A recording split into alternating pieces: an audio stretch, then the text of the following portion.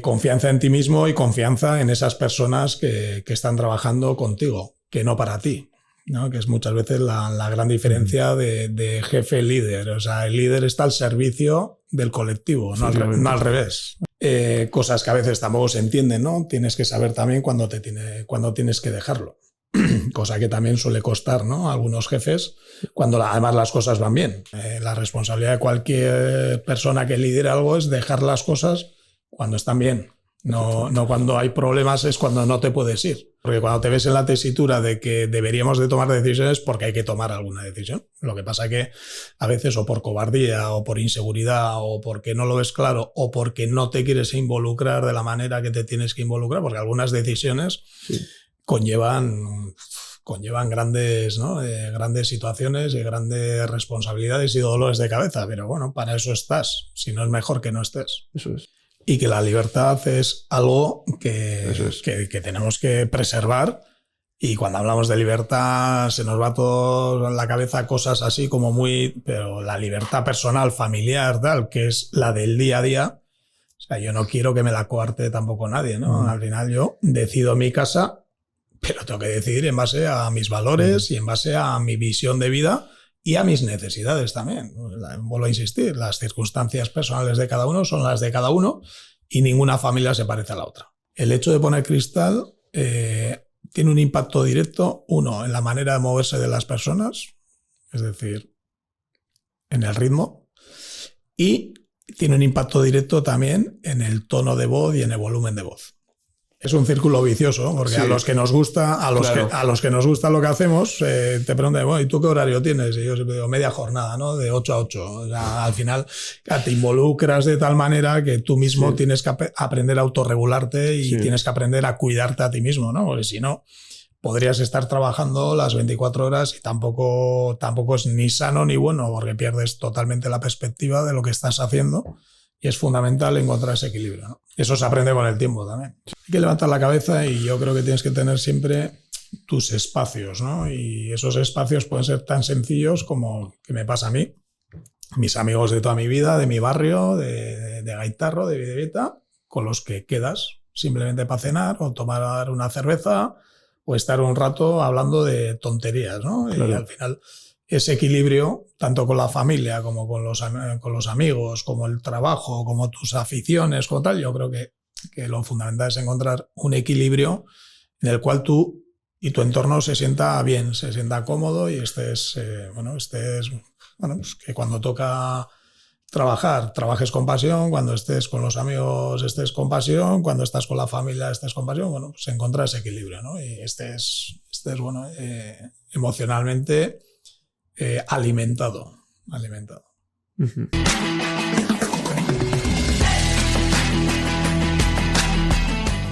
Bienvenidos al Refugio Ecléctico, vuestra zona de confort.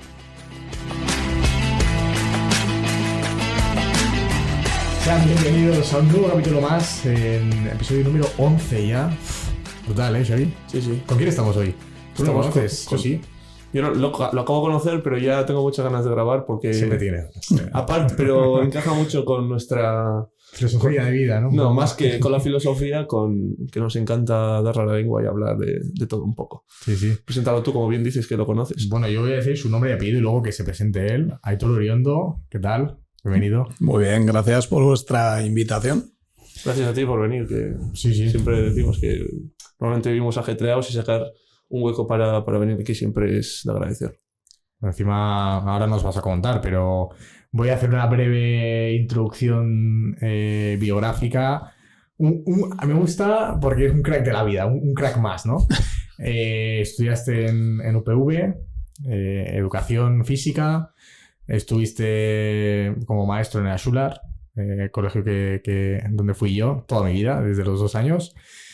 Pero también ha sido director deportivo de Guipúzcoa Basket, ahora actualmente director del colegio, Ashular, además de estar en otros proyectos sumergido, ¿no? Comentarista deportivo también, muchos proyectos. Cuéntanos un poco, primera pregunta, ¿quién es Aitor Uriondo? Y luego ya si quieres mencionar tus logros profesionales, pero nos gusta conocer más la persona. Bueno, pues yo creo que has hecho un resumen rápido de lo que soy, ¿no? Pues al final una persona inquieta, una persona, bueno, pues que le mueve la pasión por aquellas cuestiones que hace y sobre todo una persona que se involucra en proyectos que entiende que aportan tanto valor a mí mismo como al entorno, ¿no? Y a mí lo que realmente siempre me ha motivado y me ha movido es pues el ayudar a desarrollar proyectos colectivos y sobre todo proyectos en los que creo, ¿no? Bien lo has dicho, estudié en la UPV en Vitoria. Antes de ello también hice un ciclo superior de gestión y dirección de empresa. Empecé a trabajar en una entidad bancaria que al poquito tiempo ya me di cuenta que no iba conmigo. Y bueno, pues a partir de ahí pues mi vínculo siempre ha estado hacia la gestión, hacia la educación y hacia el deporte, ¿no? Y bueno, pues las entidades, digamos, más importantes en las que he trabajado pues es Axula Listoa, con Ikastola, con centro escolar, que he estado años y luego he estado compaginando también momentos como entrenador profesional en el 2001 en Guipúzcoa Basket. Posteriormente, estos 2 últimos años anduve también de director deportivo, echando un cable al club, al igual que colaboro con medios de comunicación y otro tipo de proyectos en los que me he ido sumergiendo poco a poco. Oh, qué bueno. Qué necesaria esa inquietud. Sí, joder. Sí, tantas cosas y joven, joder, que eres joven. Muy joven, 51 años, muy joven. Bueno, estás en la flor de la vida, el ecuador de la vida. Y yo creo que la juventud, y vosotros sois evidentemente en edad mucho más jóvenes, pero yo creo que la juventud no va en el carne de identidad, sino que va realmente pues eso, pues en tener ganas de hacer cosas, de cambiar de ritmos en tu vida y sobre todo el aportar, ¿no? El buscar aportar valor al entorno. ¿Cómo ves a la chavalería hoy en día? Muy bien, muy bien. Somos muy dados, la gente de más edad somos muy dados, que eso ha pasado toda la vida. Además tiene un nombre, no sé exactamente cómo se llama, pero siempre se ha hablado de eso, ¿no? Pero siempre parece que las generaciones que vienen detrás son peores que las nuestras, ¿no? Y no es así. Siempre yo creo, pienso y además lo vivo en el día a día, que las generaciones siempre mejoran a las anteriores, ¿no? Y bueno, son contextos diferentes, momentos históricos, culturales diferentes y a veces pues, nos cuesta entender a esos que vienen por detrás, pues bueno, pues, que en vez de leer el periódico en papel, pues lo leen en digital, pues. O no lo leen. O no lo leen. y tienen otro tipo de fuentes de información, sí, ¿no? Totalmente. Pero es que es así. Es así, las inquietudes cambian, las prioridades cambian y bueno, yo creo que hay algo que es universal, que son una serie de valores que tenemos que preservar e intentar mantener, cuidar, alimentar y bueno, pues, pero yo la veo muy bien, os veo muy bien. Pues después de esta breve introducción, Xavi y yo dijimos, oye, vamos a introducir los podcasts también con una frase que diga un poco que no lo hemos cumplido mucho hasta ahora, pero para nada, más vale tarde que nunca. La lanzo. La facultad de razonamiento a menudo es defectuosa porque se basa en gran medida en la propia experiencia acumulada. Repítelo de nuevo para que... Es profunda. Sí, es profunda. No es algo para leer una vez solo. Voy lento. Yo, de hecho, cuando lo he leído 3 veces para interiorizar bien el mensaje, porque tiene miga. La facultad de razonamiento a menudo es defectuosa porque se basa en gran medida en la propia experiencia acumulada. Y mi pregunta que te hago yo, porque la frase quiere decir que la ha escrito Paul. Yo no he tenido nada que ver. Sí, del libro de... Pero yo no he tenido nada que ver. Yo lo he leído viniendo en el autobús hoy. Ya te dije un día, por WhatsApp. Sí. Me pero... así y se te olvidó. Sí, no, pero mi pregunta es... Sí. Comentas que la facultad de razonamiento es errónea porque está basada en las experiencias. Bueno, puede ser defectuosa. Puede ser defectuosa. Puede ser. ¿Por qué consideras que es defectuosa la facultad de razonamiento si tu realidad es aquello que has vivido? Porque a lo mejor la persona que trata de razonar de manera lógica quiere imponer una verdad absoluta. ¿Me explico? Sí. O sea, como que su razonamiento lógico, por el hecho de hacerlo lógico, lo convierte en realidad. No en su realidad, en la realidad que quiere imponer a los demás. Pero eso es otra cosa, no está implícita en la frase. Vale, yo quería vale, claro, buena aclaración. La facultad de razonamiento no es en sí misma defectuosa. Lo que puede ser defectuoso es tratar de imponer ese razonamiento lógico, intentar sobrepasar la barrera de opinión y pasarlo a realidad. Es que yo lo he interpretado así. Yeah. Pero bueno, oye, no sé. Sin más. Tengo que invitar igual. Sí. Nosotros ya estamos curtidos en batalla en esto. Sí. Estoy aprendiendo, os estoy escuchando y estoy aprendiendo. No sé, ¿qué te transmite? A ver, yo creo que se puede interpretar de mil maneras, ¿no? Sí. Pero sí es evidente que con la experiencia aprendes que vamos desarrollando unos marcos mentales en la vida que te condicionan y que te hacen ver la vida y las cosas pues de una manera u de otra, ¿no? Y en todo ello pues incide pues tu ámbito cultural, tu contexto, tu familia, tus compañías, tus amistades y tu propia experiencia en diferentes ámbitos, ¿no? Laborales, familiares, pues como he dicho, de relaciones, etcétera. Y yo creo que el razonamiento no es único, ¿no? Siempre hay diferentes líneas, diferentes vías de aprendizaje y de entender las cosas y bueno, lo que decía, ¿no? Esos marcos mentales que vamos desarrollando en la vida, que muchas veces aprendes que tienen que ser mucho más flexibles de lo que parecen. Bueno, pues hoy lo ves de color azul y mañana lo ves de color naranja, ¿no? Totalmente. Yo siempre, por eso hago hincapié, porque me gusta mucho el hecho de... Las opiniones son tan diversas simplemente por el simple hecho de lo que tú hacías, lo que incidías en esa frase, que es que cada persona tiene unas realidades y unas experiencias que han condicionado su manera de pensar y su manera de razonar. Y es por eso que somos diferentes y es la riqueza que tenemos cada uno de nosotros. Pero yo no lo considero algo defectuoso, sino algo que ofrece una riqueza, una diferente perspectiva, porque tú igual, si esa persona no te expone ese razonamiento lógico que ha desarrollado con su experiencia de vida, claro, tú al no tener su experiencia nunca hubieras llegado a esa conclusión que esa persona ha llegado. Y de esa manera, al exponerlo, tú consigues aprender y consigues entender un punto de vista que igual no se te habría pasado por la cabeza ni hubieras hecho consciente jamás. Entonces, lo que yo creo que sí que es defectuoso es el hecho de intentar imponer un razonamiento lógico como algo real, más que el razonamiento en sí mismo. Es que estoy de acuerdo. O sea, es que de hecho creo que iba por... O sea, yo entendí la frase con eso de la persona que intenta imponer ese razonamiento lógico porque lo hace desde la lógica, supuestamente, ¿no? Esto es algo lógico. Desde su lógica. Eso es. Claro, eso es.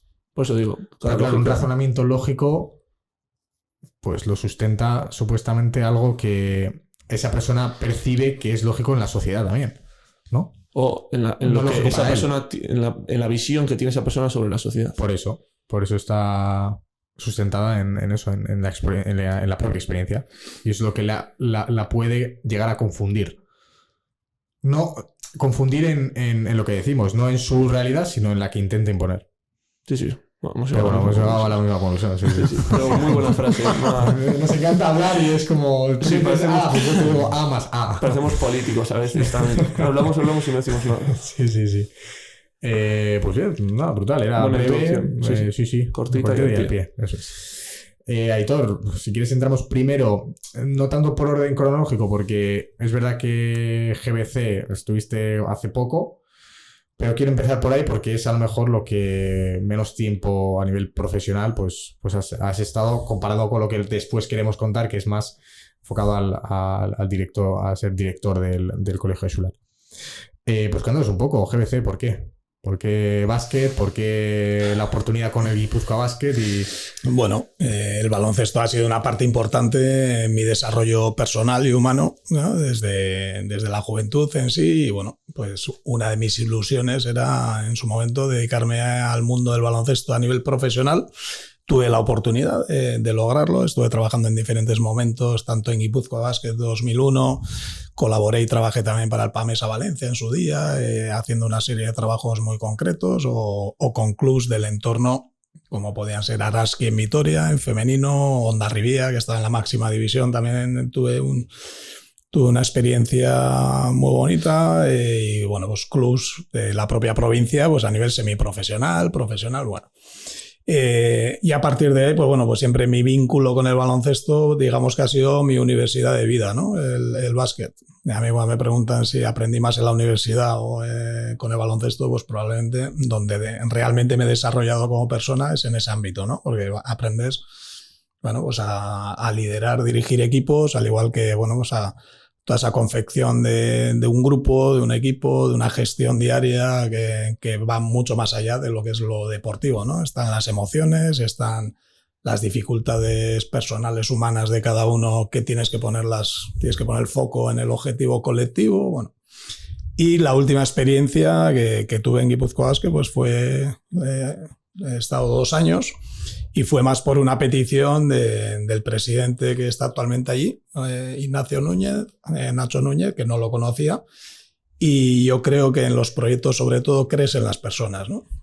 Tanto detrás de unas siglas, como de un proyecto, como de una empresa, hay personas y te vinculas a esas personas más que a una propia, ¿no? Más que a un propio nombre, ¿no? Y bueno, y partió de ahí, me pidieron colaboración, ayuda en un momento complicado del club. Y intenté pues poner mi granito de arena durante 2 años y bueno, sigo colaborando como accionista, como abonado, como bueno, para lo que necesiten, pero bueno, en el día a día evidentemente pues era un mega esfuerzo muy grande el poder compaginar 2 ámbitos que requieren de muchísima exigencia, ¿no? Mi trabajo laboral en el día a día era ser director de la Ikastola Xular, pero mi poco tiempo libre pues lo dedicaba a mis noches y mis veranos de confección de plantilla, de negociación de contratos, etcétera. Y bueno, pues en ese sentido, pues hice mi aportación y poco más. Y a partir de ahí, pues bueno, pues otro tipo de cosas. ¿Qué es lo que más destacarías, ¿no? de tu paso por Guipúzcoa Basket? ¿Algún momento que te gustó?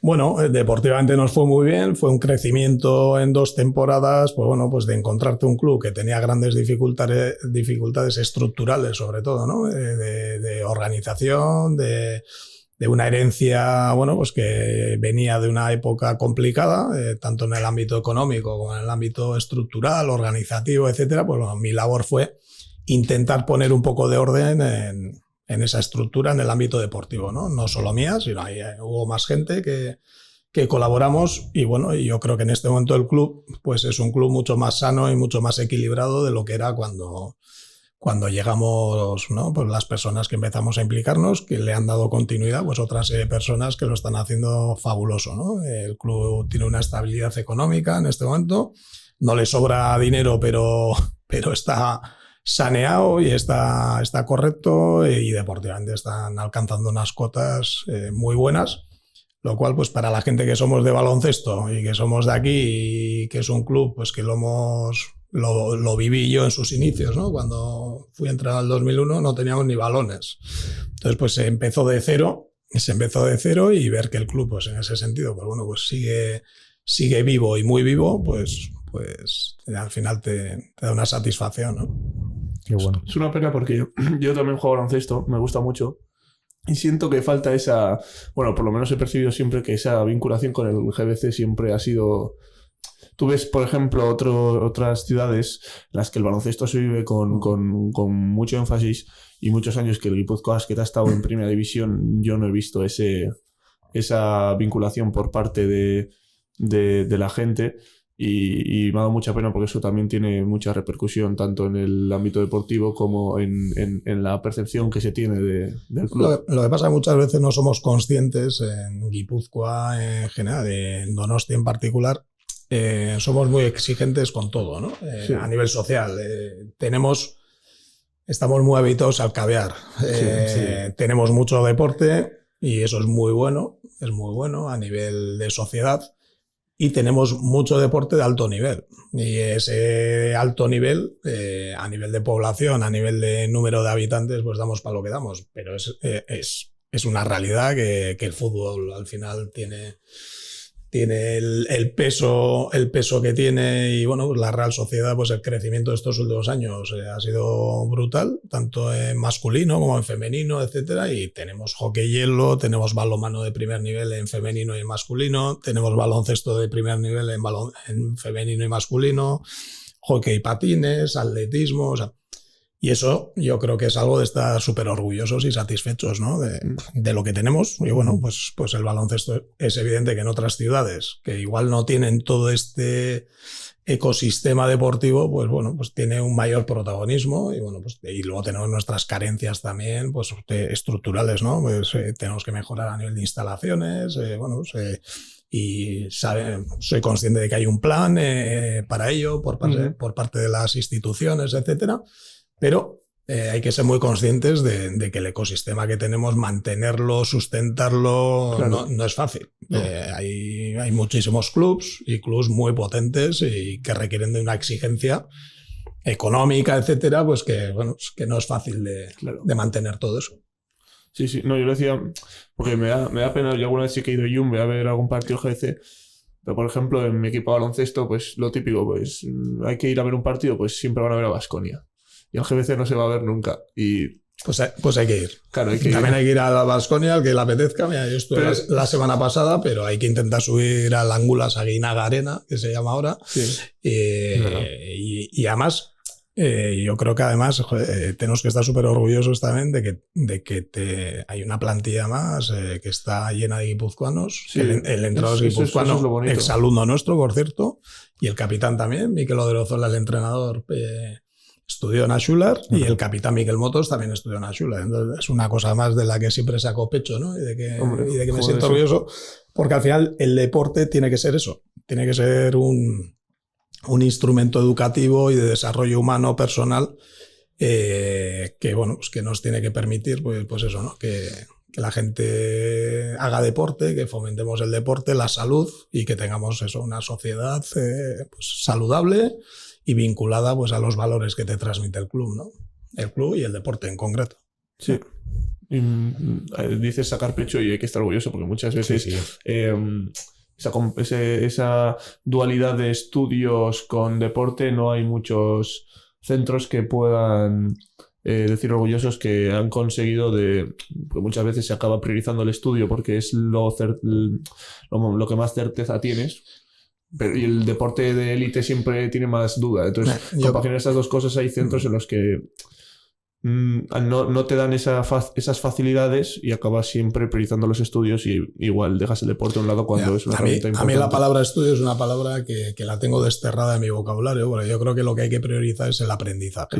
Y el aprendizaje te lo da el ámbito académico y te lo da la vida, ¿no? Y dentro de la vida pues hay herramientas que son a veces mucho más importantes que las que ocurren dentro del aula, ¿no? Entonces hay que encontrar ese equilibrio entre aula, proyectos personales y sobre todo aquellos instrumentos que el entorno te va proporcionando, por igual que el deporte puede ser la cultura, puede ser la música, puede ser o esto que estáis haciendo vosotros aquí, ¿no? Al final son herramientas que te permiten desarrollar una serie de competencias para la vida que son las que realmente vas a aplicar, porque muchas veces otras cuestiones que el sistema educativo nos regala, pues probablemente ni las utilices durante toda tu vida, ¿no? Entonces ahí es donde hay que encontrar ese equilibrio.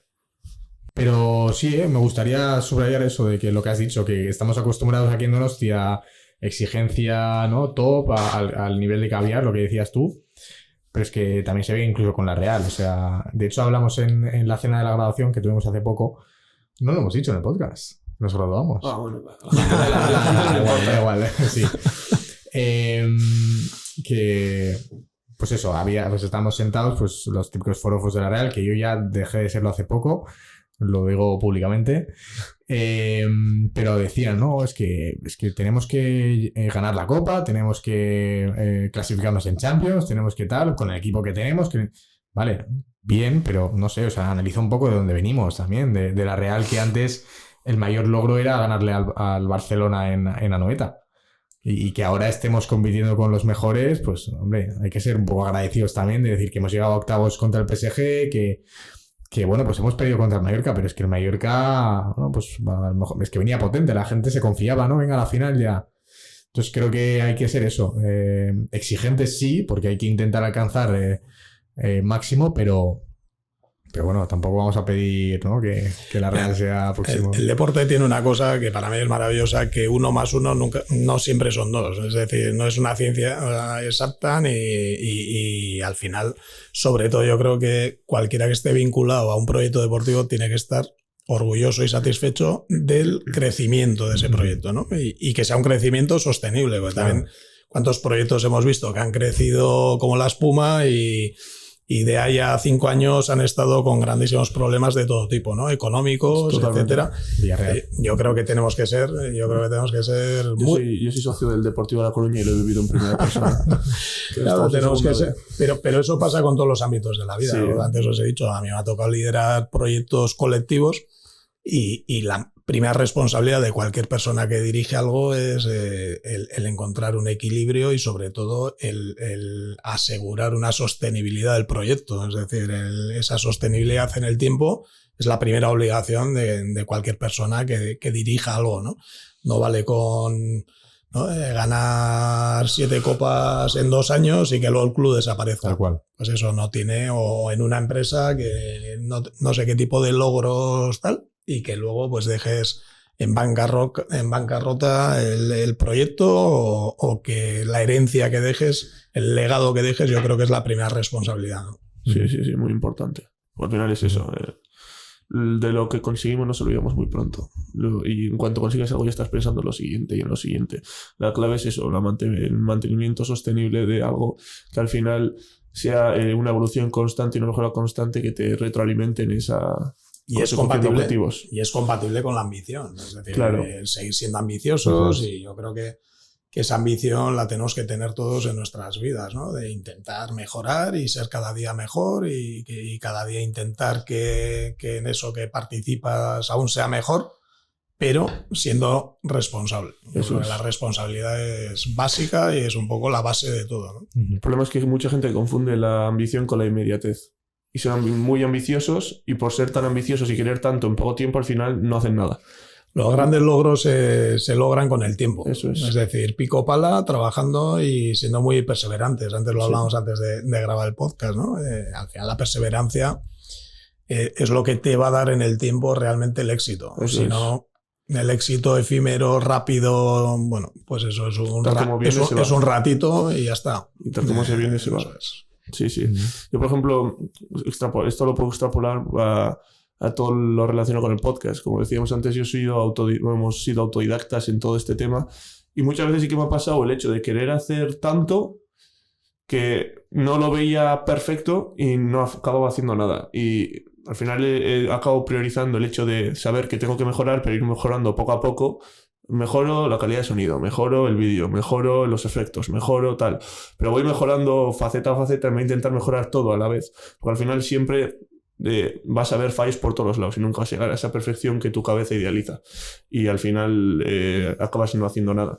Y es mejor eso, ir poco a poco, mejorar constantemente, saber que tienes áreas de mejorar, pero seguir teniendo esa ambición a pesar de que no lo tengas inmediatamente, sino que sea algo que va...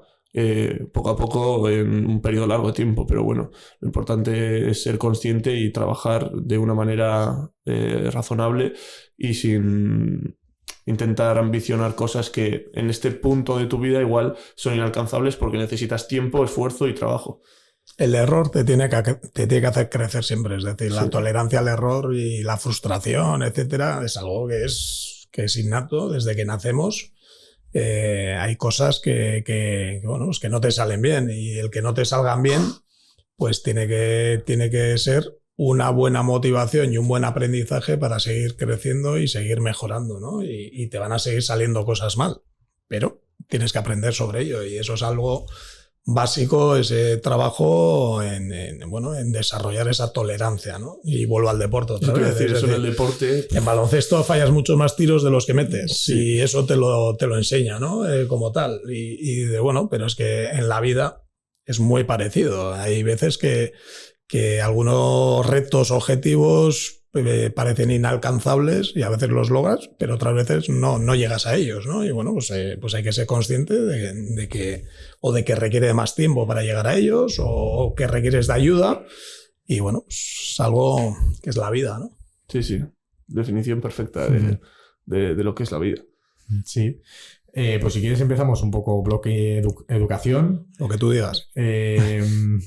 Pues te quería preguntar, ¿por qué Axular? En principio como maestro que empezaste y después como director, porque has estado en el centro siempre. ¿Por qué Axular Liceo?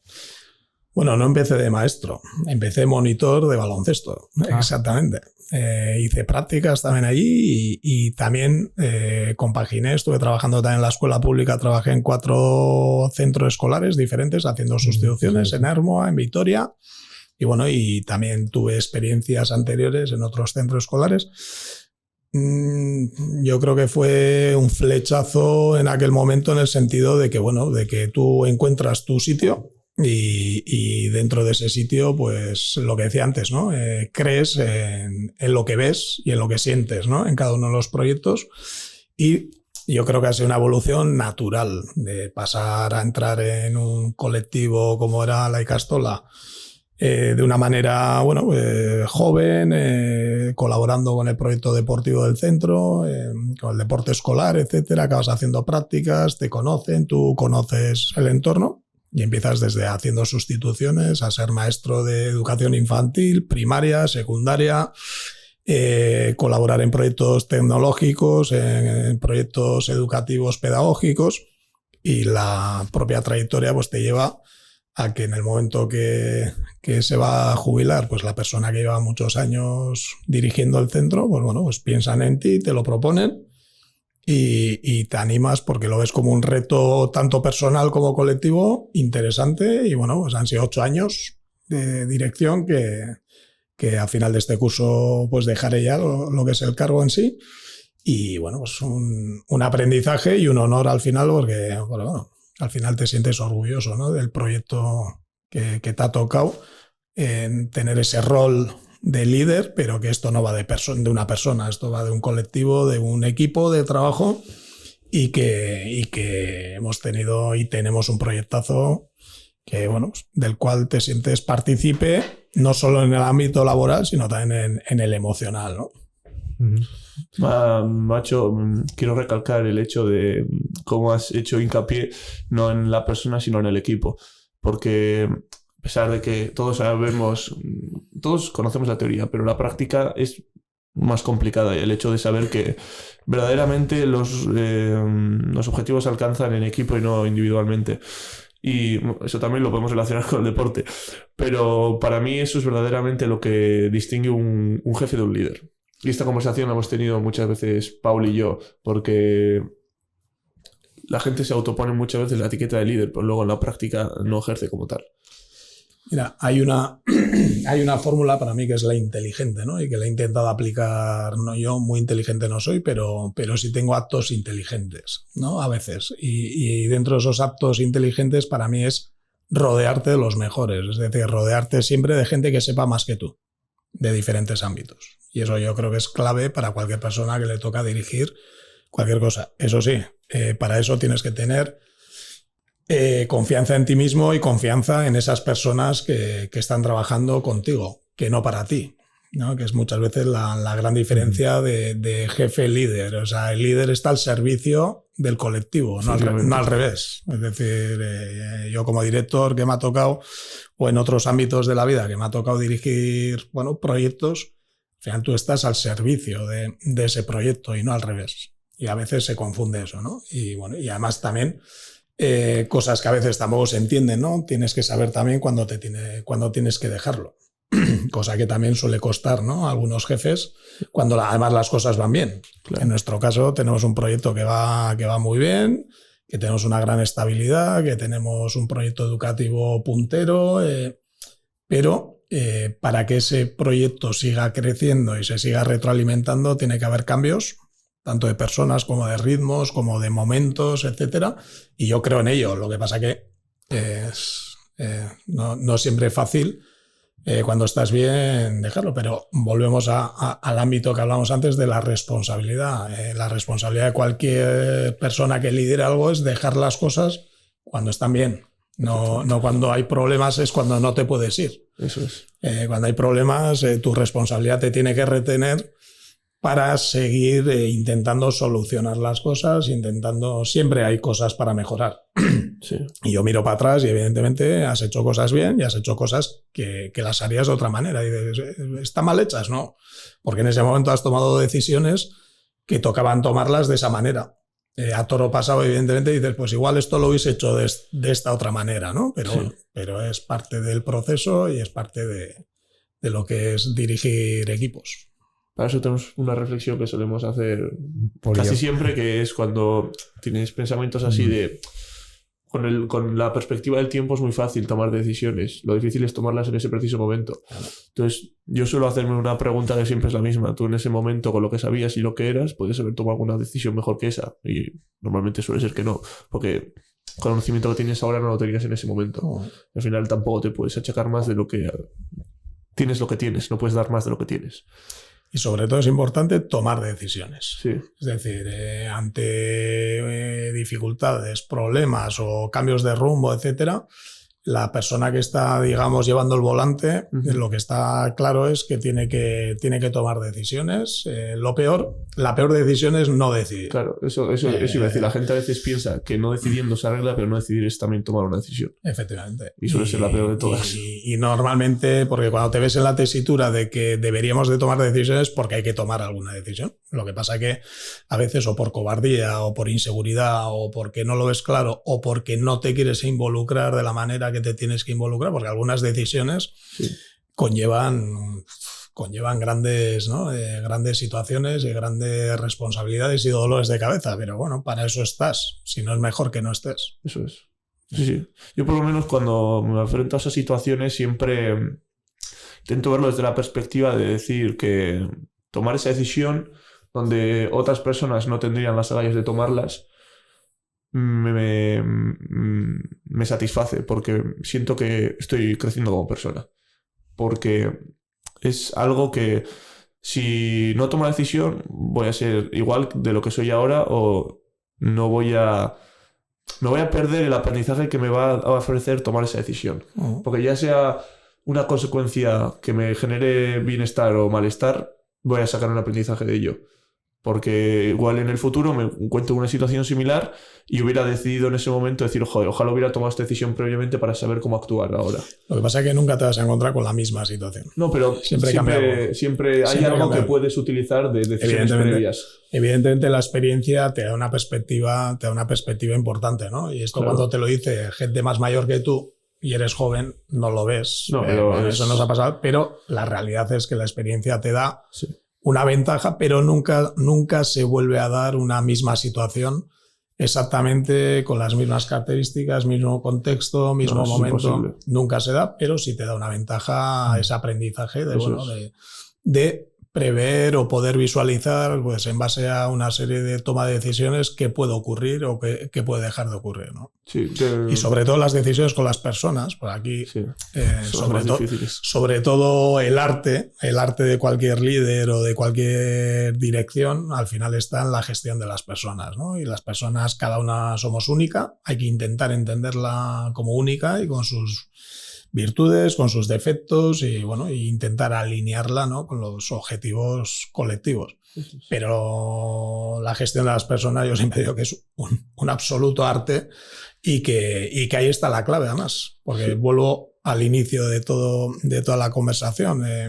Detrás de unas siglas, detrás de un proyecto, detrás de un nombre, siempre hay personas, ¿no? Y al final ahí está el núcleo del éxito, ¿no? Está ahí, están las personas. Sí. Yo, las personas que durante mi corta vida he considerado líderes, o yo las he visualizado como líderes por cómo que me aportan a mí o cómo se comportan conmigo, siempre el 100% de las ocasiones ha sido por su manera de gestionar a las personas. Porque sus conocimientos, todo lo que normalmente se tiene en cuenta a la hora de poner un líder, pues que tiene tal la carrera, máster, experiencia, etcétera, todo eso a la hora de actuar como líder para mí no tiene ningún valor. Para mí el absoluto valor que tiene es la manera de gestionar a las personas, la manera de... me ha gustado mucho también el intentar hacer partícipe a esa persona y alinearla con el proyecto para que sienta esa motivación y ese punch de ser proactivo, aportar valor, etcétera, porque eso te lo aporta el sentirte parte y alineado.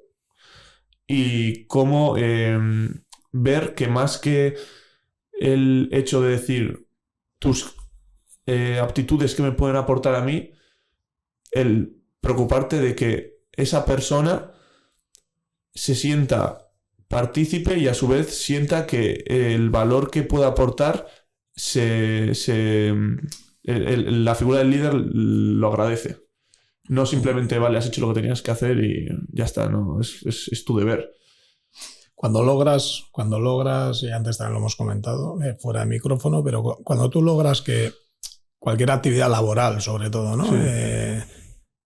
Vaya más allá de un salario, vaya más allá de un salario, es cuando realmente estás llegando, ¿no? A las personas, cuando hay una vocación, cuando hay una implicación, cuando hay un cosquilleo por eso que estás haciendo, al final eso, y sobre todo la aportación del líder, del director o de la persona que tiene ese rol, tiene que estar presente cuando las cosas se tuercen o cuando las cosas van mal o cuando hay un problema.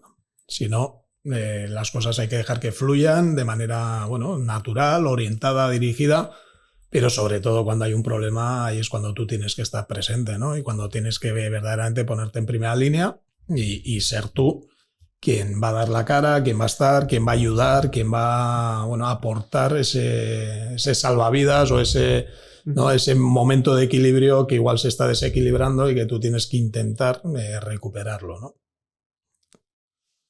Yo, Juan Pablo, que estás muy callado. No, poco más por aportar por esto, porque es que estoy de acuerdo con todo lo que decís. O sea, al final es que el líder, como bien dices, tiene que aparecer en los momentos que bueno, pues hay un problema y tiene que dar como esa cara, ¿no? Y cargar con esa responsabilidad, y el logro es de todos. O sea, al final que el líder sirve para inspirar a los demás. Creo que ese es a lo mejor el rol principal del líder, ¿no? Que te vean como una persona que inspire y que te ayude en que seas el mejor en lo que haces.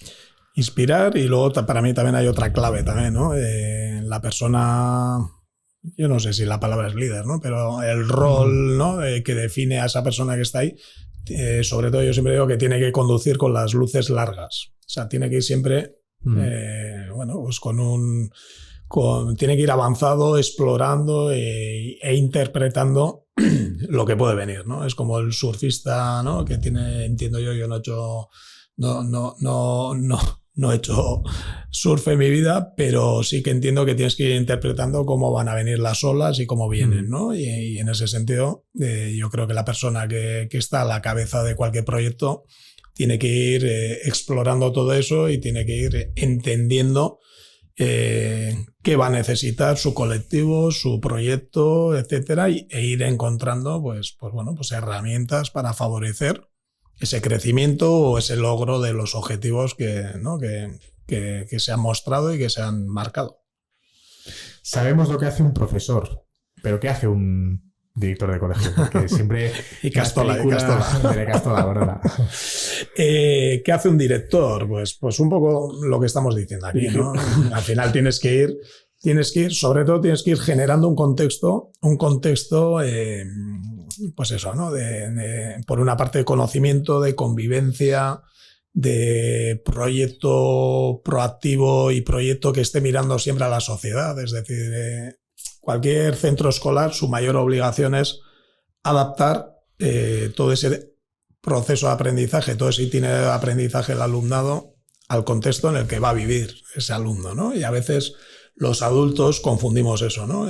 O el sistema educativo confunde eso. Tenemos un sistema educativo que en muchas décadas cambió muy poco. Ahora estamos en un momento de muchísimo cambio, pero es fundamental que se esté adaptando el sistema educativo constantemente a esas necesidades. Que un niño que entra en mi Castola con 2 años y va a salir con 18, estamos hablando que si entra en el 2024 saldrá en el 2042.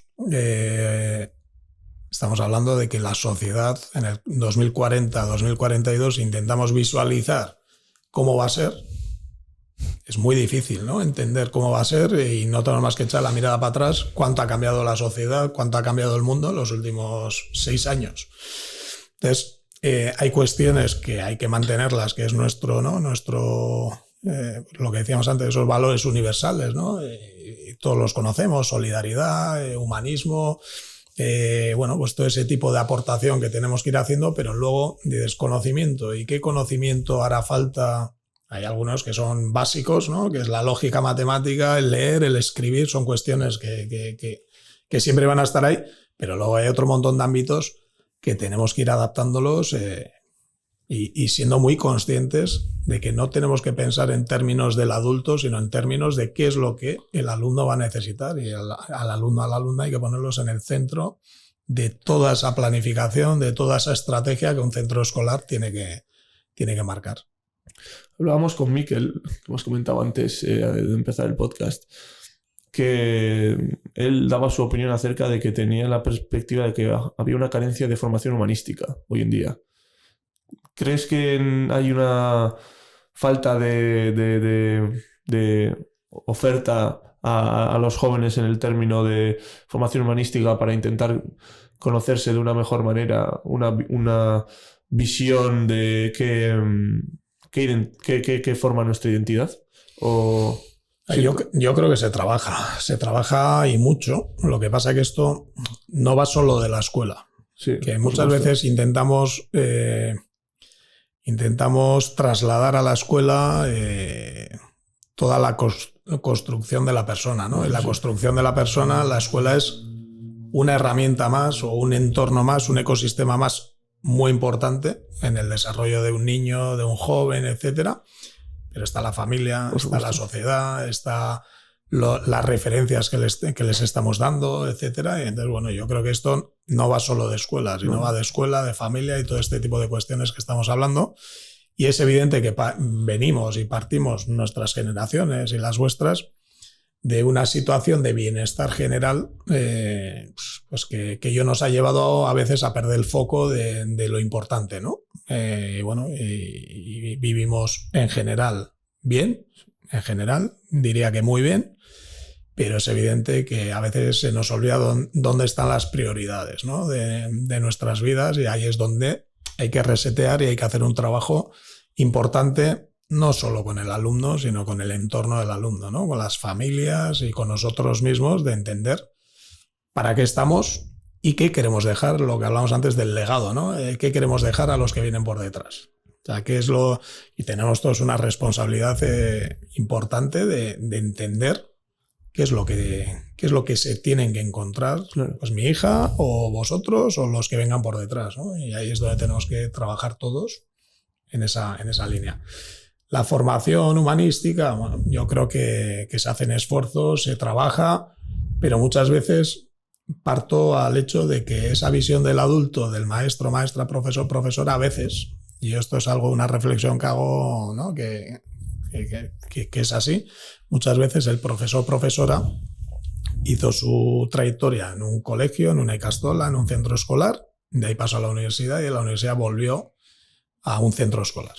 Es decir, yo creo que es muy importante que aquellas referencias educativas, pedagógicas que tenemos tengan una amplia visión de lo que se mueve en el mundo, en la sociedad, en los entornos laborales, en los entornos sociales. Hay muchos ámbitos que es algo importante con los docentes jóvenes también, ¿no?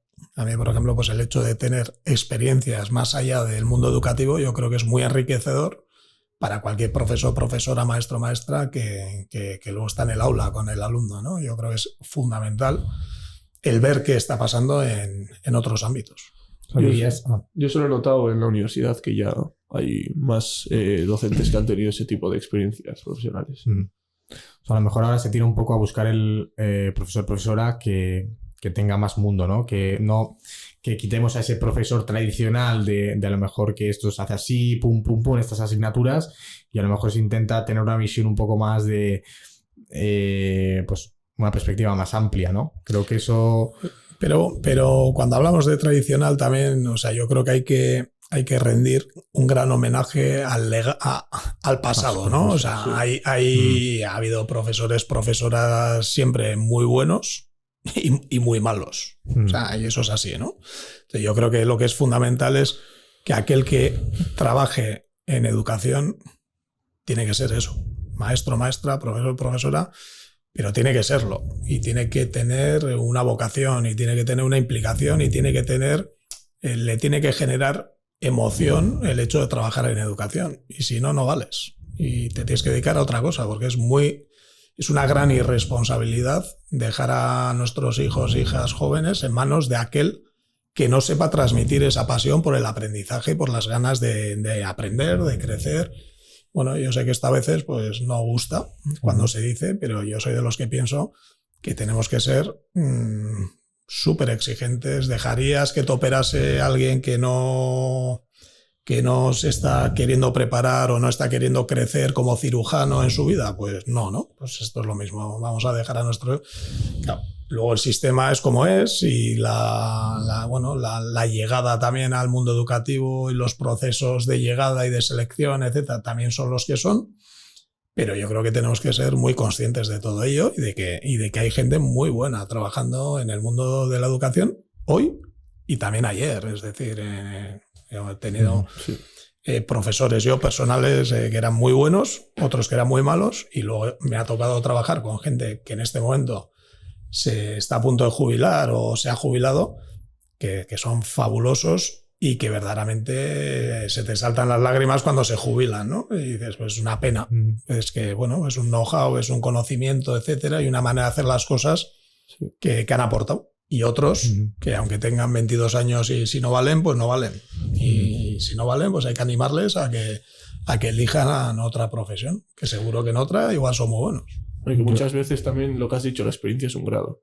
Y aunque sean buenos con 22 años, la experiencia que tiene el que está a punto de jubilarse también le hace...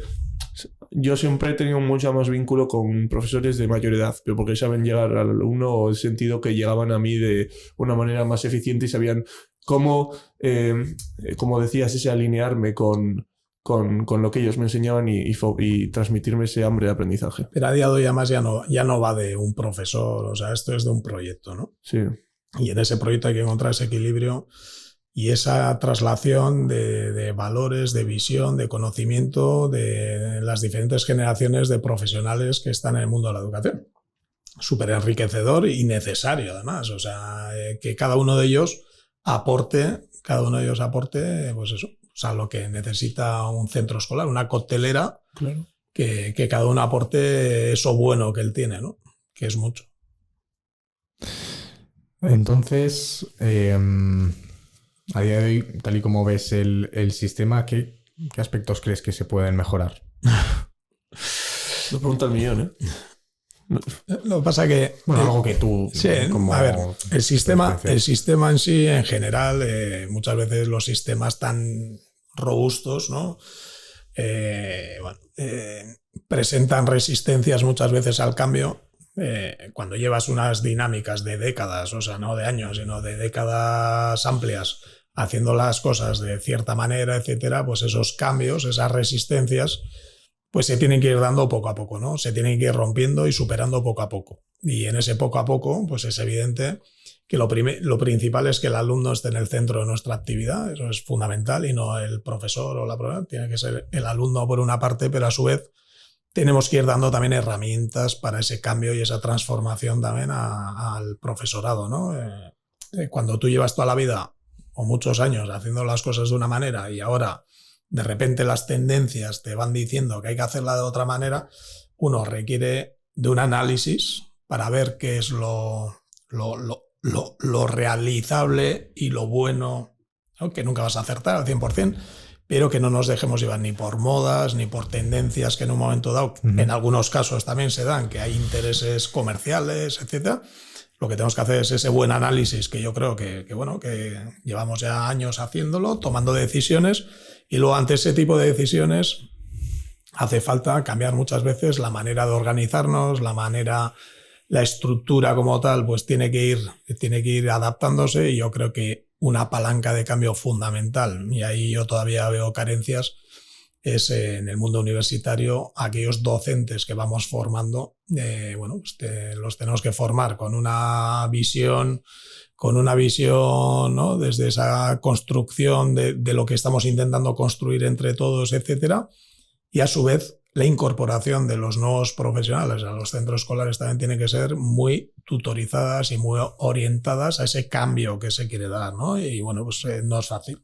No es fácil porque cada centro también tiene realidades muy diferentes, prioridades también a veces diferentes por el tipo de contexto en el que se desarrolla el proyecto. Y bueno, hay muchas cosas por hacer, pero yo creo que estamos en un momento de la educación apasionante, ¿no? Y que a los que nos está tocando vivirla, bueno, yo creo que es de estar súper involucrados y que te genera una emoción porque creo que estamos viviendo un momento histórico importante. Entonces, ser partícipe de eso y protagonistas de eso, pues a mí como se dice, me pone, ¿no? Pues, eso es importante también, te ayuda a esa pasión que crezca más todavía. Antes has comentado el tema que me ha parecido muy, muy cierto, que a veces se traslada mucha responsabilidad a la educación, pero también hay que tener en cuenta mucho el entorno, los referentes, etc. Tú que ya tienes una amplia experiencia, ¿cómo estás viendo que está teniendo el efecto de que cada vez la gente tiene acceso a las redes sociales e internet a una edad más temprana, en esos referentes y en ese entorno y en la construcción de esa personalidad? Porque eso va muy ligado a cómo el desarrollo educativo, el desarrollo de la persona y cómo va cambiando pues el tipo de perfil que te encontrabas antes en un tercero de primaria con el que te encuentras ahora. La comunidad educativa está muy preocupada con todo esto, ¿no? Pero yo siempre hago la misma reflexión. No está pasando nada que no haya pasado en otras generaciones o en ámbitos anteriores, ¿no? Lo que pasa que los cambios siempre se han dado a una mayor velocidad a nivel social, etcétera, que en el propio sistema educativo. O sea, siempre se van dando cambios porque te vas encontrando con cosas que ni las habías previsto ni las vas viendo, ¿no? Cierto es que el impacto de la tecnología, pues la velocidad que lleva todo esto, pues somos conscientes, ¿no? de lo que hay, pero lo que no podemos es pasar de un mensaje de hace 8 años, cuando empecé yo en la dirección del centro, que había que introducir y había que aplicar la tecnología para todo, y hay que meter tecnología, y hay que meter tecnología, y hay que meter tecnología. Ese era el mensaje que se recibía de un montón de fuentes, y ahora nos hemos ido al otro extremo, hay que sacar la tecnología, la digitalización de las aulas. Yo creo que ni una cosa ni la otra, ¿no? O sea, aquí es fundamental hacernos preguntas y preguntas inteligentes de ¿para qué queremos la tecnología? ¿Qué queremos hacer con la tecnología? ¿Cuándo vamos a meter esa tecnología? Y sobre todo el para qué, ¿no? ¿Para qué? Si el proceso de aprendizaje puede ser favorecido por la propia tecnología, ¿por qué no vamos a utilizar tecnología de una manera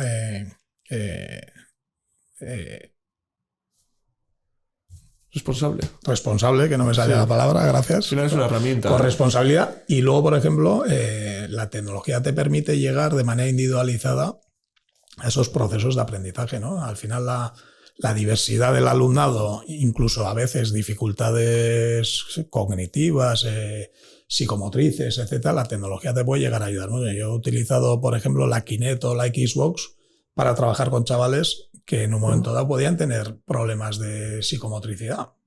Y un juego que en casa lo puedes estar utilizando de una manera ociosa, etcétera, pues puede ser una gran aplicación para trabajar ese trabajo de lateralidad, de equilibrio, etcétera, con un alumno de manera además motivante. Claro. Que es la gran gasolina del aprendizaje, la motivación. Si tú estás motivado, es más fácil que aprendas. Sí.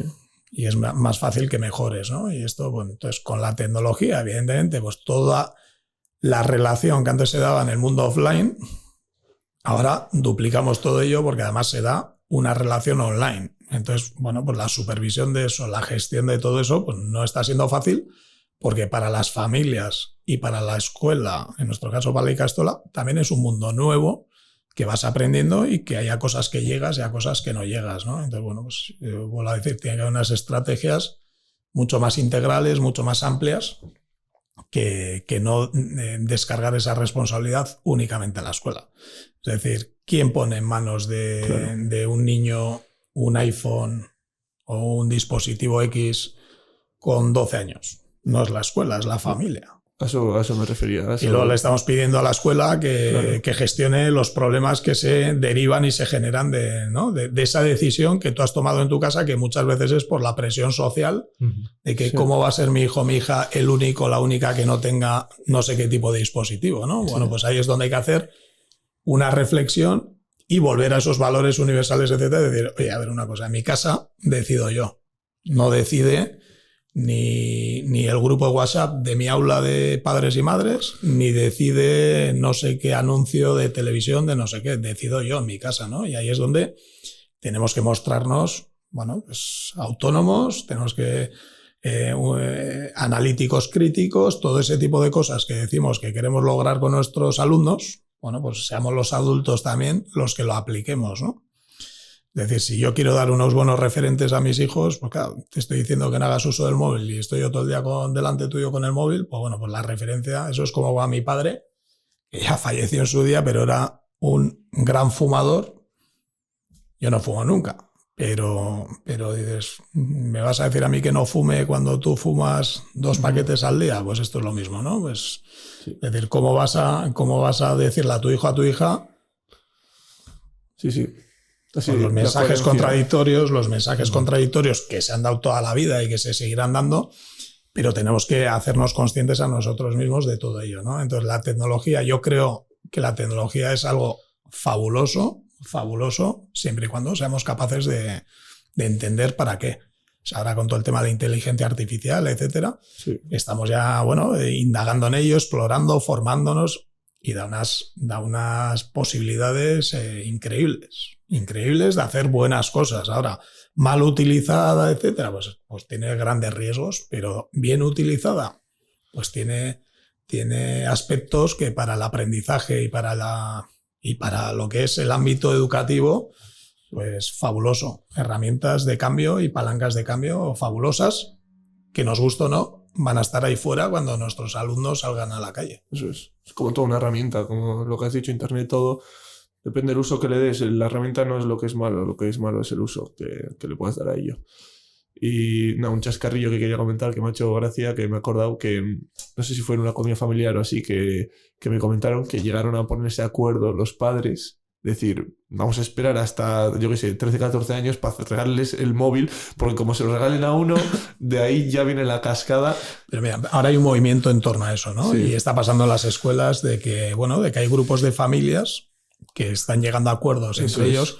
Llegar a acuerdos está muy bien. Lo que no me puedes es imponer a mí la organización de mi casa. Eso sí. Que eso también está llegando, ¿no? Y está llegando a pasar. Es decir, perdona, mis circunstancias personales en mi casa igual me hacen que mi hija o mi hijo tenga que tener un dispositivo para comunicarse conmigo, que igual no tiene por qué ser un dispositivo de última generación y mejor que el mío, que eso es lo que no puede ocurrir. Que mi hija tenga con 12 años un mejor dispositivo que el mío, como padre.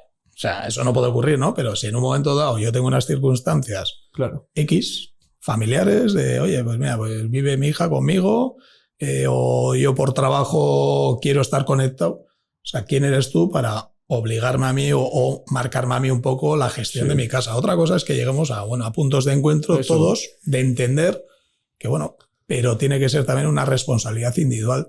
Y muchas veces, a mí me parece que a veces pretendemos que, luego nos quejamos de ello, pero pretendemos que también había una petición, ¿no? Que el gobierno pues limite o gestione, ¿no? El uso, etcétera. O sea, yo no quiero que una administración o un grupo de padres, madres o un entorno de amigos marque ¿no? dónde está mi autonomía familiar, personal, etcétera.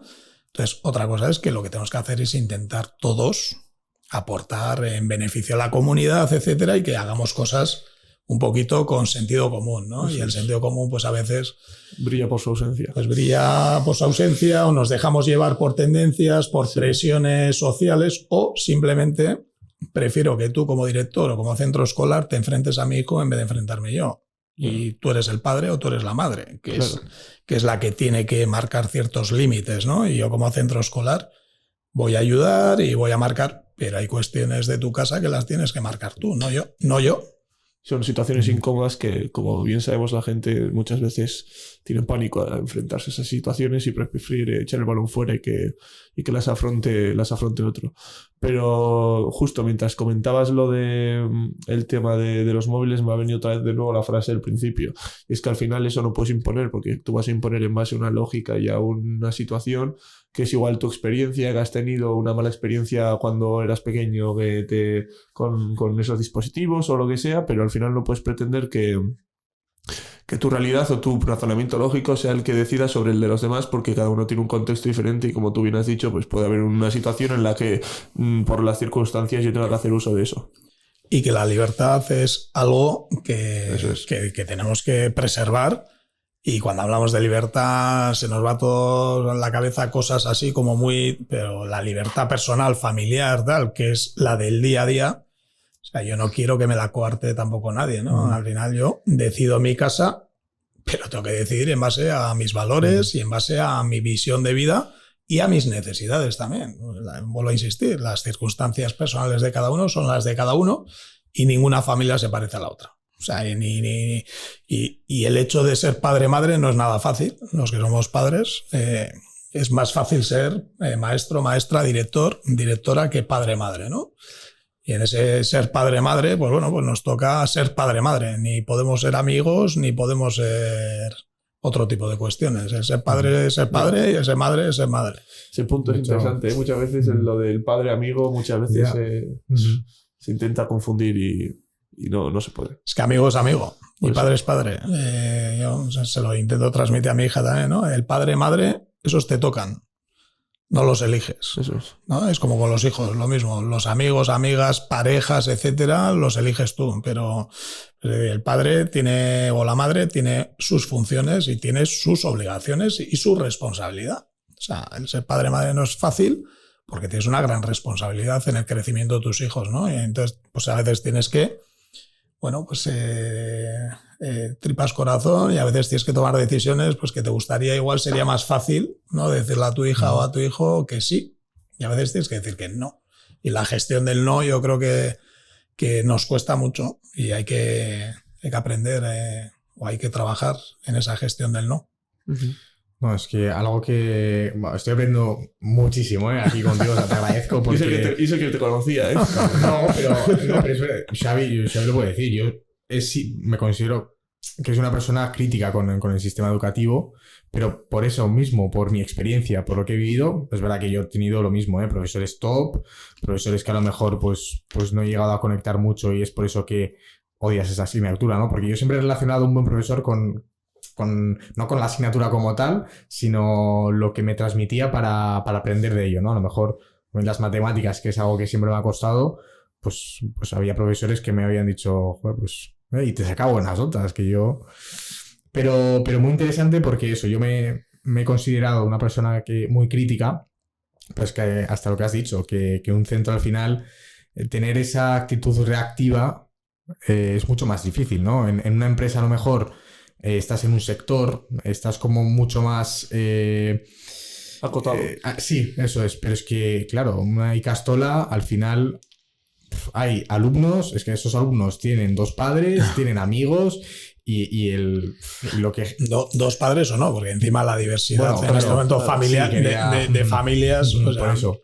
El contexto de cada uno, y luego hay una cuestión que a veces nos cuesta entender también, ¿no? Tú estás diciendo, joder, yo es que he habido con profesores que he conectado, con otros no. Es que en esta vida no vas a conectar con todo el mundo. Claro, y esto, por ejemplo, es algo, ¿no? Que a veces nos cuesta entender, ¿no? En la trayectoria de tu hijo o de tu hija en un centro escolar, el nuestro u otro, de 16 años, entre los 2 y los 18 años, va a haber con gente que vas a conectar, con gente que no. Y en esa trayectoria el objetivo es que los impactos y los estímulos que reciba tu hijo o tu hija sean buenos, pero alguno malo va a haber. O alguna experiencia en la cual, oye, no acabe de engrasar totalmente de todo. Va a haber, pero es lo que te va a pasar en la vida. Va a haber con vecinos. Igual. Hay con vecinos con los que te vas a llevar fabuloso y va a haber con vecinos que justo te vas a decir buenos días, incluso con alguno que igual no te llevas bien. Entonces, pero siempre basándonos en el respeto, etcétera. Pero esa falta de conexión es que a veces ocurre. No y eso no quiere decir que las cosas se hagan ni bien ni mal. Pues a veces no se conecta y no pasa nada, ¿no? Por eso también es tan importante el ir cambiando las estructuras, ¿no? Nosotros, por ejemplo, hace ya unos años que hemos hecho un cambio fundamental en secundaria, por ejemplo, que es una edad, ¿no? Preadolescente, adolescencia, en las cuales hay muchos cambios, muchas necesidades.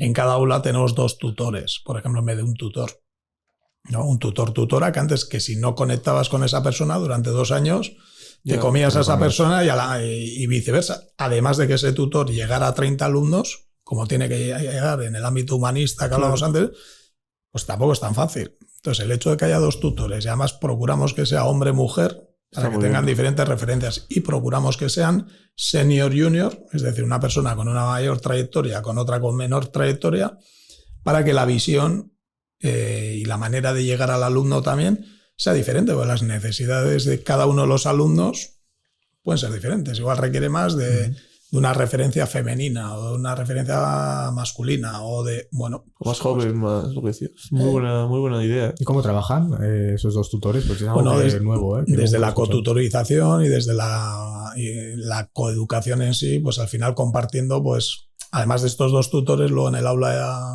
de al lado hay otros dos tutores que conforman el equipo de trabajo, digamos, de ese curso, ¿no? Entonces, 4 personas que pueden compartir, ¿no?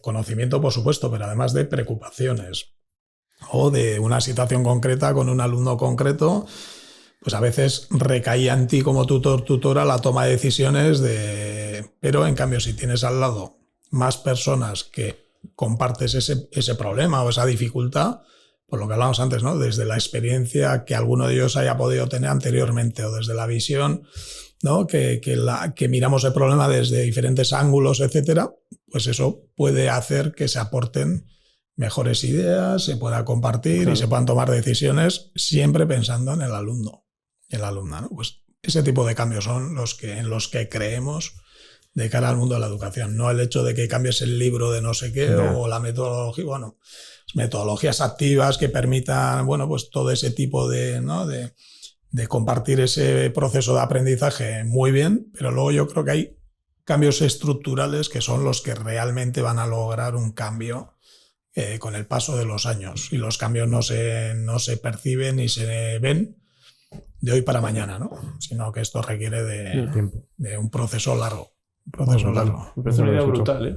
Y muchas veces es eso, dar con la clave, porque es algo tan simple, pero que seguramente a mucha gente no se le habría ocurrido. Y probar cosas. Tenemos que ser valientes. En el mundo de la educación muchas veces nos cuesta tomar decisiones y hay que ser valientes, evidentemente, sin hacer locuras, pero sí tenemos que ir pegando pequeños cambios que desde la necesidad, ¿no? Desde, bueno, ¿qué necesidad detectamos? Pues en base a esta necesidad vamos a intentar tomar decisiones que mejoren la situación actual. ¿Estamos mal? No, pero podemos estar mejor, seguro. Claro. Se hizo una obra importante en Axular que a mí me pilló en bachiller. Bachiller 1 puede ser. Cuando tenía 17 años. El tema de la cristalera. Nunca... Creo que no llegamos a preguntar, porque era, bueno, se puso la cristalera. ¿Por qué? O sea, a ver la cristalera, peceras... Tiene pinta la pregunta espinita clavada. Que va, pues sí, me encantaba, pero no sé, digo... A muchos les distraía, era como que pasaba por el pasillo. Es que veías a la otra clase también. Y ese que se distraía antes, o sea, que se distrae ahora, ¿tú crees que antes no se distraía? Pues seguro que sí. Pues seguro. No estoy criticando la cristalera, ¿eh? Es simplemente, mira, pues, no sé qué... Mira, dentro de todos estos cambios estructurales que estamos hablando, etcétera, luego hay una cuestión que también hay que readaptarla y repensarla, ¿no? Que son los espacios, es algo... Pero no deja de ser el envoltorio del caramelo, como digo yo. Lo importante es qué pasa dentro de todo ese envoltorio, ¿no? Y el envoltorio lo que tiene que hacer, o esos cambios de infraestructuras o adaptación a las nuevas necesidades, etcétera, lo que tiene que hacer es impulsar que pasen esas cosas que tenemos planificadas para que pasen, ¿no? El tema de que haya cristales en vez de pared, por ejemplo, pues es una cuestión de transparencia, primera cuestión. Antes, lo que pasaba dentro de un aula, en nuestro centro o en otro, lo sabíais los alumnos y el profesor. Entonces, la transparencia es fundamental, ¿no? De que hay que abrir los centros escolares al entorno, etcétera. La cristalera se convierte en un arma, diciéndolo mal, mejor instrumento metodológico también fundamental. El cristal te permite escribir en el cristal y aplicar, por ejemplo, metodologías como el visual thinking, que te permite de manera visual recoger información, recoger ideas, pues te permite todo ese tipo de flexibilidad y polivalencia que tiene y además permite compartir conocimiento también entre todos. Tú pasas por al lado y ves lo que está ocurriendo en esa aula. Y el ver qué ocurre en esa aula te puede inspirar, te puede generar inquietud para que luego con ese compañero preguntes exactamente qué estaban haciendo, cómo lo estaban haciendo, ¿no? Y a todo ello le sumamos que aunque parezca que no es así, el hecho de poner cristal tiene un impacto directo, uno, en la manera de moverse de las personas, es decir, en el ritmo, y tiene un impacto directo también en el tono de voz y en el volumen de voz. El hecho de que el cristal automáticamente, y eso es una realidad, te obliga a bajar la voz porque crees que vas a molestar. Que no molesta, porque además es doble cristal, está bien insonorizado, todo, etcétera, pero el cristal, de manera, un impacto directo, y todo esto, cuando tomamos ese tipo de decisiones, eran cuestiones que estaban ya trabajadas, ¿no? Con expertos, con nuestro arquitecto que nos ayuda en todo este tipo de cosas, etcétera, pero es el envoltorio, vuelvo a insistir, todo eso tiene que ir acompañado de una estrategia metodológica de cambio de manera de trabajar, etcétera, porque si no, no tiene sentido, ¿no? Y es un poco lo que pasa en las empresas también. Al final, luego tienes que tener tus zonas de trabajo individual y, bueno, en zonas de concentración. Luego tienes siempre las problemáticas que son los metros cuadrados con los que cuentas o los recursos económicos con los que cuentas, que yo siempre digo que siempre tengo muchas más ideas que dinero, ¿no? Entonces, si tuviésemos 4 millones de euros para gastar, pues me faltarían otros 4 porque siempre tengo ideas para gastar 8, ¿no? Bueno, pues al final yo creo que es la virtud que tiene que tener un ente vivo, ¿no? Que constantemente estés queriendo, bueno, pues hacer cosas que tengan impacto en tu objetivo, que al final es que los itinerarios de aprendizaje sean reales, ¿no? Estoy seguro que no te esperabas esa respuesta. No, pero brutal, sí. No, bonita experiencia. O sea, al final... ¿Tú la disfrutaste la cristalera? Sí. O sea, fue... A ver, yo recuerdo... No, porque si te piden pero habla de la cristalera como si eso... Con la cristalera hay otro montón de cosas. Pues, por ejemplo, hay unos paneles también que se abren entre aulas, por ejemplo, que permiten también trabajar aula con aula. Sí. Permite... O sea... es una cuestión de que hay una estrategia detrás de todo eso, ¿no? Y bueno, y es algo además que está ocurriendo en muchísimos sitios, en muchísimos centros escolares, pero el objetivo sobre todo no es un tema estético. No, claro. Que a veces la gente confunde. Seguramente Paul pensaría que sería estético. Pero muchas veces la gente se queda con eso, ¿no? Qué guay, qué bonito, qué tal. Pero si esto no es cuestión de que si además lo puedes hacer bonito, mejor, ¿no? Y que sea un entorno, que eso es fundamental también. Allá donde trabajas, ¿no? Esa experiencia de estar en un entorno tuyo, ¿no? Que lo haces tuyo y que estás a gusto y que estás... Pues eso también es importante, pero sobre todo fundamental que todo ese ambiente que vas generando ayude a que la gente, pues bueno, pues trabaje bien, ¿no? Y trabaje a gusto. Luego eso acaba teniendo un impacto directo en la productividad también, o sea que es todo beneficio. Me parece curioso porque nosotros también, en mi empresa, nos vamos a mudar de edificio ahora y justo estuve viéndolo hace un par de semanas y también cambiaron pared por cristal. No sé si tan analizado como lo teníais vosotros, pero sí que se ha optado, uno, por espacios abiertos, porque eran como muy departamentales, ahora son espacios comunes, y despachos están más dirigidos hacia directivos, pero como con cristalera. Nosotros, por ejemplo, somos una cooperativa de familias, y dentro de nuestros... la definición de lo que es el modelo de persona que queremos desarrollar en el alumnado, pues hay una serie de características, entre ellas cooperativa, que sea una persona cooperativa, ¿no? Colaborativa, cooperativa. Ese proceso que estáis llevando en vuestra empresa, ¿no? De pasar de un tema departamental mucho más cerrado, mucho más tal, eso limita la cooperación entre colaboradores de la propia empresa, ¿no? Y a nosotros nos pasa lo mismo. Había profesorado, que tampoco somos tantos, somos 62, 3 en todo el centro escolar, trabajadores y trabajadoras, pero había gente que en todo un curso la relación entre ellos era mínima. ¿Por qué? Porque uno estaba en un despacho de letras, el otro en el de ciencias, y en este momento lo que buscamos de cara a futuro en otro tipo de intervenciones que se quieren hacer en otras etapas es que la gente tenga ese roce, el roce diario. Eso ayuda a compartir conocimiento, compartir experiencias, y es fundamental. O sea, ese roce tiene que existir. También el roce lleva que la convivencia a veces no, pero cuando tienes un buen entorno, cuando tienes una buena convivencia, pero es lo que la gente que vamos tomando esas decisiones estratégicas tenemos que buscar, ¿no? Es decir, bueno, si yo estoy intentando dar un modelo a mi alumno, ¿no? Vuelvo a lo de antes, y mi padre fumaba y a mí no me puede decir que no fume, ¿no? Pues claro, esto es lo mismo, es decir, si estamos queriendo desarrollar unas maneras de entender la vida con nuestro alumnado, que luego nosotros en la práctica, la referencia que le estamos dando desde la práctica es otra, no estamos siendo coherentes, ¿no? con nuestra manera de entender todo esto. Entonces, bueno, pues vamos a buscar una coherencia, que todavía somos incoherentes en algunos ámbitos, pero tenemos que ir buscando esa coherencia, ¿no? Y ese sentido a todo lo que vamos haciendo. Bueno, el ser consciente de ellos, ya, como decimos, es el primer paso. Si eres consciente, ya puedes tomar acción. Evidentemente. Sí. Evidentemente. Yo todavía el tema de la educación, no sé si quieres. Sí, no tenía más preguntas, la verdad, no. Al principio Paula ha mencionado algo de que tienes más proyectos, ha mencionado así por encima como locutor deportivo. Bueno, yo no tenía ni idea de eso. No me lo ha contado por línea interna eso.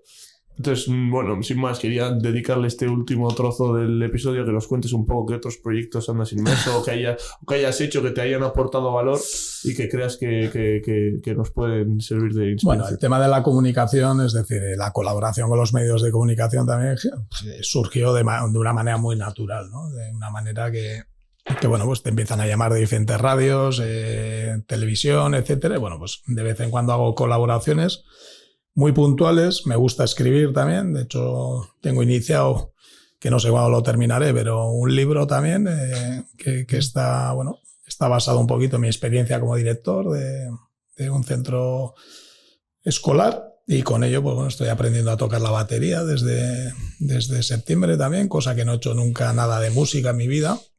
O en este momento pues también me he impregnado y me he implicado también pues en la campaña electoral de cara a las elecciones del Parlamento, pues voy en una lista electoral también. Y bueno, pues son cuestiones que en ese sentido pues intenta siempre aportar, colaborar, ir aprendiendo también en el camino, y bueno, y en eso que aprendes pues intentar hacer algo por el entorno que te rodea, ¿no? Es curioso porque ya de por sí, cuando Paul me propuso tu figura para venir, me pareció ya bastante curioso el hecho de que se compaginara el trabajo de director deportivo con director de centro escolar, que ya es algo como muy... como que no se ve una vinculación a simple vista común, pero ya el hecho de todo lo que nos estás exponiendo de escritura, música...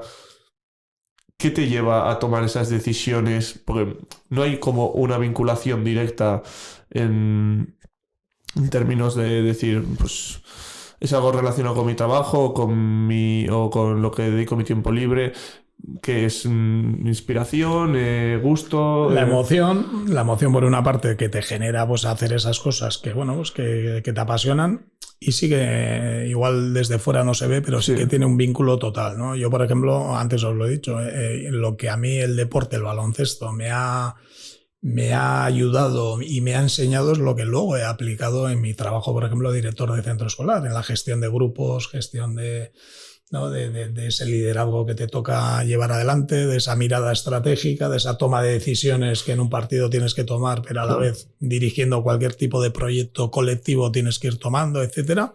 Y bueno, y tal cual vas avanzando en edad y en vida, pues bueno, pues también pues tienes unas creencias también que pueden ser ideológicas, culturales o de otro tipo, que dices, bueno, pues me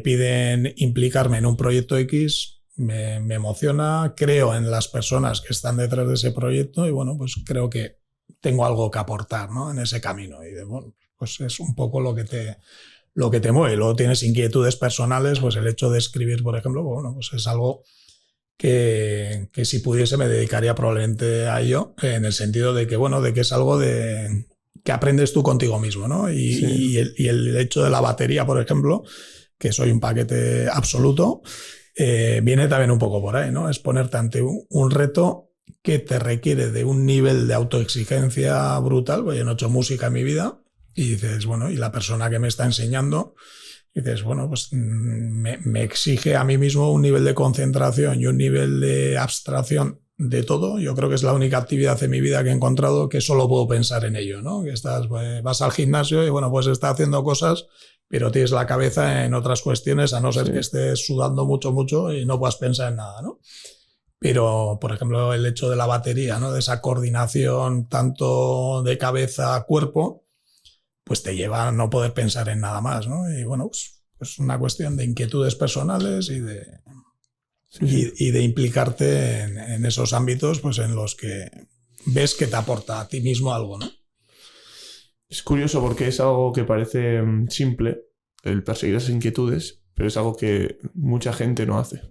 Y yo percibo que la gente no tiene inquietudes, pero porque no se ha parado a analizar qué es lo que le inquieta. Y muchas veces eso es lo que le... Justo ayer grabamos un episodio y hablábamos de lo que para mí eran los 3 pilares de la felicidad, que eran objetivos, identidad y evolución. Y veo mucha falta de esas inquietudes que derivan en faltas de objetivos. Y es algo que como que les da miedo tomar acción porque, como lo que dices tú, soy un paquete en la batería, lo voy a hacer mal, ¿para qué? En vez de ir, como decías tú, me ha gustado mucho la frase de ir con las luces largas, y en vez de fijarte en que vas a ser malo mañana, pensar en que dentro de X tiempo puedes llegar a tocar de una manera... Sí, muchas veces nos da miedo, yo creo, a exponer nuestras vergüenzas, ¿no? Y decir, bueno, a ver, aquí perfecto no hay nadie. Claro. Y yo creo que el mayor reto que puedes tener es, ¿no? Tú contigo mismo, ¿no? Y el decir, bueno, pues voy a intentar... en eso que, bueno, pues que se te enciende la chispa. Yo creo que es fundamental el hacer cosas que enciendan tu emoción, tu chispa, tu día a día, ¿no? Y yo creo que tiene que ser muy triste y muy pesado tener que ir todos los días, levantarte de la cama para hacer cosas que no te aportan nada. Claro.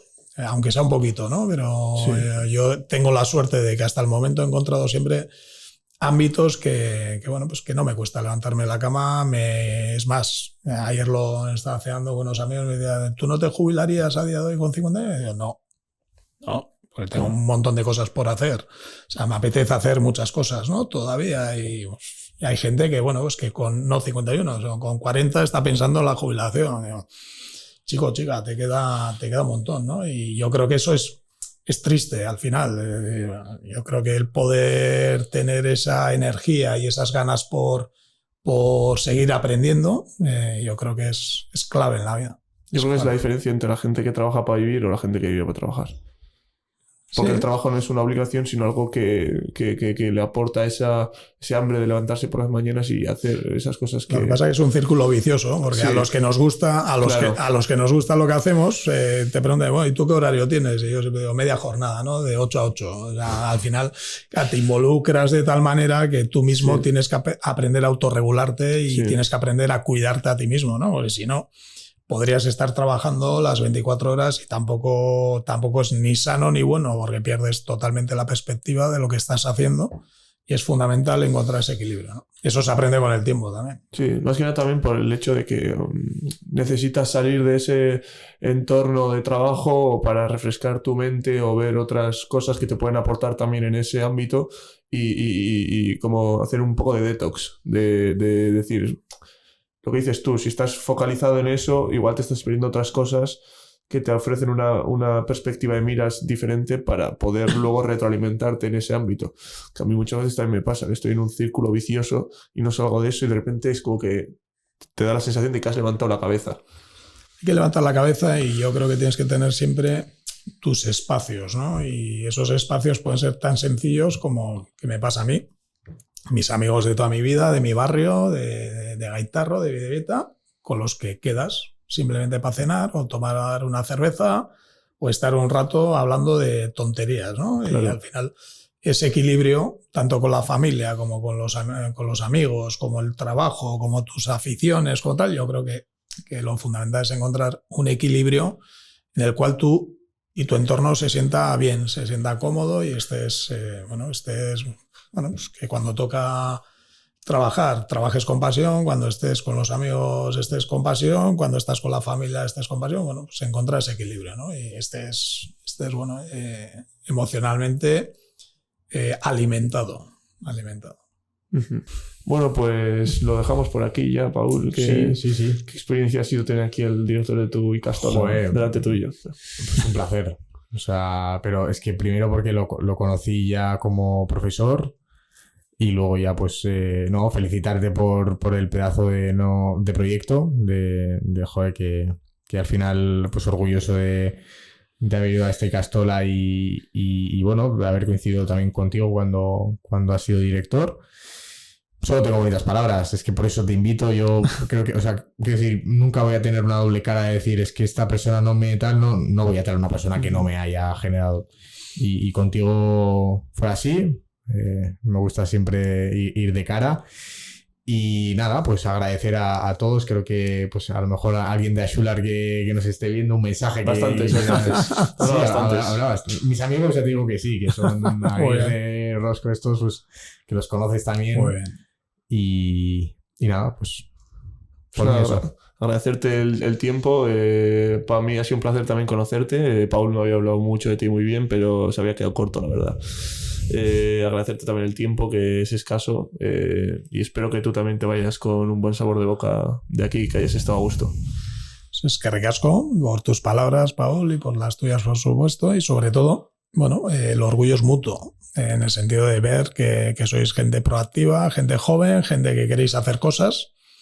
Y yo creo que es lo importante, ¿no? Que, bueno, pues que tengáis vuestros proyectos, que lo intentéis, que intentéis hacer las cosas lo mejor posible, el mejorar cada día un poquito más y abierto a lo que necesitéis, ya sabéis. El tiempo es limitado, dices, pero para estas cosas siempre hay tiempo. Siempre hay tiempo. Sobre todo el que quiere saca tiempo. O sea es cuestión de prioridades. Eso es. O sea, gracias a Escarricasco a vosotros. Muy bien. Bueno, y agradecer siempre también a la gente que nos ve por el apoyo incondicional que nos ofrece. Así que, como siempre, el refugio ecléctico. Vuestra zona de confort.